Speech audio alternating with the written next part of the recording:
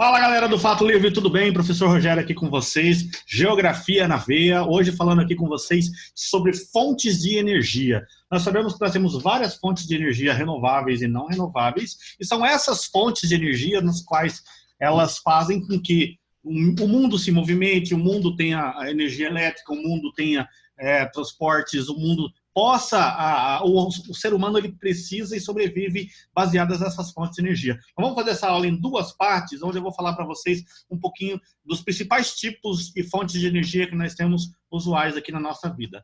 Tá? Eu começo aqui falando para vocês aqui de alguns condicionantes, principalmente na parte de agroenergia, os biocombustíveis. Tá? Todo biocombustível ele foi pensado baseado em grandes crises que nós tivemos no nosso mundo. Uma das grandes crises que nós tivemos foi na crise da década de 70, da crise do petróleo.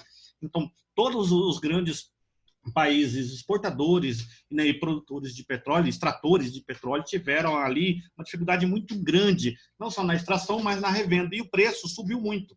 Então, os Estados Unidos, que tinha carros, quase todos motores V6 e V8, aqueles mega motorzões de carro, tiveram que rever suas políticas de reorganização de motores, enfim, o mundo começou a pensar que ele precisava de menos combustíveis fósseis, como petróleo, gasolina, óleo diesel. Então, por conta disso, o brasileiro começou lá em 75 a pensar uma outra matriz energética que fosse viável aqui do nosso país, que pudesse ter a capacidade de dar conta dos combustíveis do nosso país, sem precisar a gente trabalhar com nada de importação.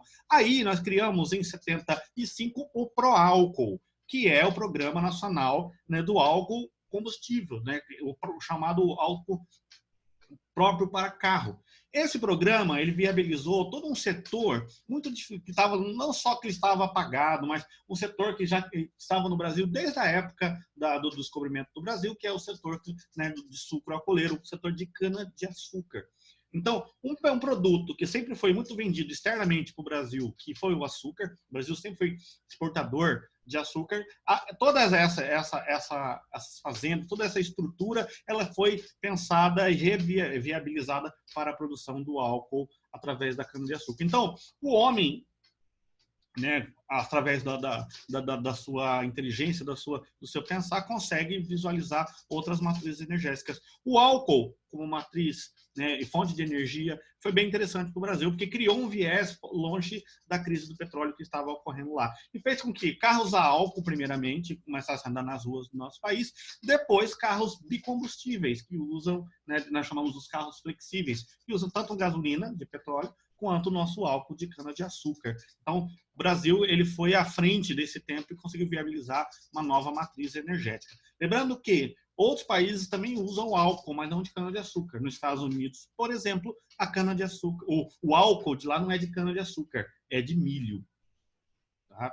Então, a implantação do álcool combustível, a busca pela criação do álcool combustível, mudou rapidamente algumas matrizes produtivas que nós temos no nosso país. O Centro-Oeste, que sempre foi o celeiro do Brasil, o Centro-Oeste que tem ali a vocação da produção agrícola, pega Mato Grosso aí, eu observo as inúmeras plantações que nós temos. Nós somos recordistas na plantação de soja, de algodão, né, de milho, e o álcool também faz parte principal da nossa região centro-oeste, mas principalmente de Mato Grosso, em relação à sua produção. Então, o Proálcool ele fez com que boa parte da produção fosse expandida, a produção de cana-de-açúcar fosse expandida, tendo em vista uma organização maior de atendimento a esse setor.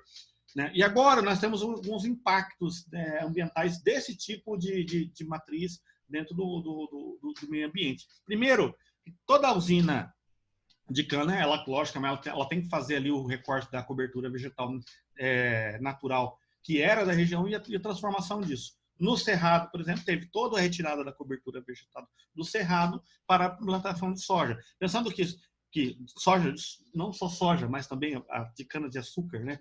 Pensando que cada vez que eu tenha uma reestruturação de uma área, retirando sua cobertura vegetal natural, eu tenho ali toda uma mudança do perfil, né, de produtivo desse espaço, da vegetação desse espaço. São também que as áreas de planalto e com declives também são usadas para a plantação de cana-de-açúcar aqui no nosso estado. Outro ponto aí que eu coloquei para vocês é em relação a toda a parte de impactos. Então, eu tenho lá a poluição das águas, né, com uso intensivo de agrotóxicos, mas também o vinhoto, que é o resto, né, do processo de destilação do álcool, isso tudo vai para rios. Então, toda a usina de cana ela precisa de um processo de tratamento desses resíduos antes de que isso seja despejado na natureza, né?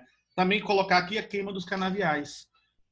Apesar que já tem uma mecanização para a colheita da cana-de-açúcar, né, mas ainda algumas partes do Brasil ainda trabalham com a queima dos canaviais. Então, queima todo o canavial, fica só a cana e vem depois manualmente contratados para fazer a poda da cana. Quando é isso com máquina, você não tem mais esse processo, a máquina faz juntamente, vai um trator e vai a máquina fazendo a colheita, não precisa da cana. Tá? Isso aqui são usinas de biocombustíveis, né, implantadas no Brasil inteiro. Então, vocês estão vendo aqui que Mato Grosso tem um perfil muito forte na implantação de biocombustíveis. Então, daqui a um pouco, o Brasil inteiro vai ter essa ligação com biocombustível, nesse caso aqui, a cana-de-açúcar.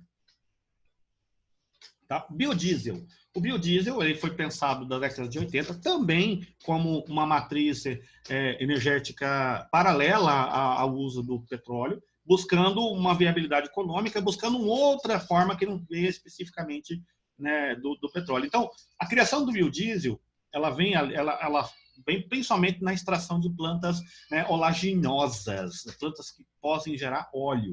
Então, você pegar a mamona, você vai pegar o dendê, você pega a soja, você pega girassol, algodão, babaçu. Todos esses produtos podem gerar óleos que podem ser transformados em biodiesel. Tá? Outra situação aqui, que você pode fazer biodiesel de óleos já usados, como os óleos culinários, aquele óleo de fritura, você pode, através dele, fazer o processo de fermentação e transformação disso em um óleo em biodiesel. Lembrar aqui, boa parte das plantas, né, que nós citamos aqui se desenvolvem dentro do território nacional. Quer dizer, é fácil, né, você ter matéria-prima para a criação de biodiesel. Tá? Biodiesel, você tem lá, né, nos últimos anos, geração de energia elétrica, em termoelétricas. Então, tem muita... assim como ainda tem o uso do carvão mineral em países da Europa e da Ásia, nós temos muita indústria já trabalhando com biodiesel aqui. Então, termoelétricas, né, que buscam formação de energia elétrica, usinas que criam esse tipo de geração já trabalham com biodiesel. Então, assim como o álcool, o biodiesel também ele é renovável, quer dizer, eu busco na natureza uma planta que se renova para poder manter ali a produção dele. Tá? Aí você está vendo aí a mamona, né, que é uma planta ligada ao biodiesel. E é interessante lembrar que o seguinte, né, a partir de 2004, 2% do diesel comum precisa ter biodiesel. Né, e a partir de 2010, esse 2% foi para 5%. Então, hoje, boa parte das nossas frotas de ônibus e caminhões usam o biodiesel ali na composição do diesel, né, que é feito de petróleo. Eu tenho veículos que rodam exclusivamente de biodiesel, mas eu também tenho aqui essa mistura garantida por lei. Tá? Outra fonte interessante que a gente pode falar de matriz energética, de fonte de energia, é a parte, né, eólica, solar e nuclear. Então, conforme você tem, né, mudanças, aumento de tecnologia, outras formas e formas um pouco mais modernas de energia começam a aparecer aqui dentro do nosso país. Lógico que essas tecnologias elas não são criadas aqui, como foi a tecnologia do álcool de cana-de-açúcar ou biodiesel, que também tem biodiesel em outras partes do mundo. As fontes de energia ligadas à parte tanto eólica, solar e nuclear, ele já vem de tecnologias que vieram de fora do nosso país. Tá? Vamos pensar aqui, energia eólica. Tá? A energia eólica ela é considerada limpa, renovável e ela é criada em parques.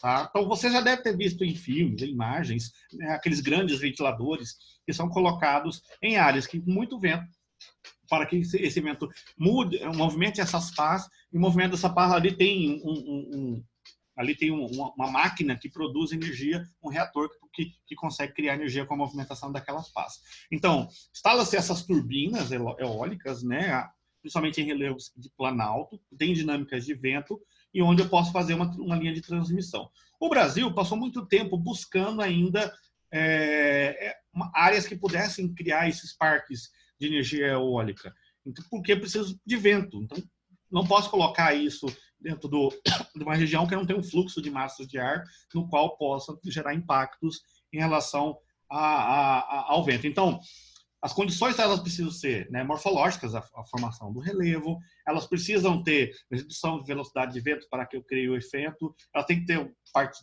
de movimentação dessas massas de ar, então eu tenho que ter condições específicas para a instalação de um parque eólico, né? Então, você tem aqui, para criar um parque eólico, eu preciso principalmente, né, para reduzir custo, um aumento de instalação dos parques.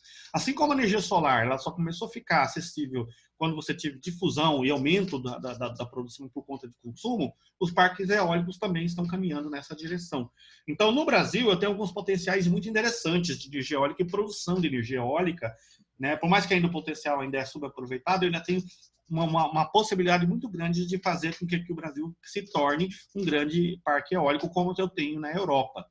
Tá? Se você observar aqui, ó, eu tenho, certo, algumas capacidades instaladas, né, como parque eólico, vocês estão vendo aqui. Ó, né, eu tenho aqui Pernambuco, que eu acho que é o lugar que mais tem parques, né, Rio Grande do Norte. Aliás, quem tem a maior parque no nosso país ainda está sendo o Piauí. Certo? Mas eu tenho Ceará, com capacidade enorme de parques, Rio Grande do Norte, que é o estado com mais de 135 parques, né? Pernambuco tem 34, só que os parques eólicos estão se difundindo. Então, vocês estão vendo aqui, ó, certo? Vindo para a região do sul e sudeste. Regiões que tenham de Planalto, que tenham capacidade de obtenção de temperatura, enfim, que tenham uma condição ideal para poder fazer os parques eólicos. Aí você está vendo aí, ó, o que é esses parques. Então, eu crio fazendas aqui, né, chama de parques, mas são fazendas que locam espaços para que eu tenha a implantação da máquina de fazer, a turbina de produção, junto com as pás. Pode parecer pequeno, mas uma pá dessa precisa ser trazida de carreta, porque ela realmente tem uma dimensão bem grande, às vezes uma carreta inteira para poder carregar uma pá dessa. Então, são equipamentos que precisam de espaço para instalação. Tá? A energia solar. Tá? A energia solar ela é uma energia que está sendo mais acessível, porque ela é extremamente limpa e renovável. Tá? Independente do vento, que eu preciso de ter uma condição específica de relevo para se produzir, energia solar eu não preciso, eu preciso de uma placa fotovoltaica que tenha capacidade de absorção desse tipo de energia. Ah, se está nublado, ela vai conseguir absorver mesmo assim raios solares. Então, conforme é a latitude, quer dizer, região do país em relação ao globo e as estações do ano, você tem ali uma variação pequena na produção de energia, mas você tem ainda produção de energia ali.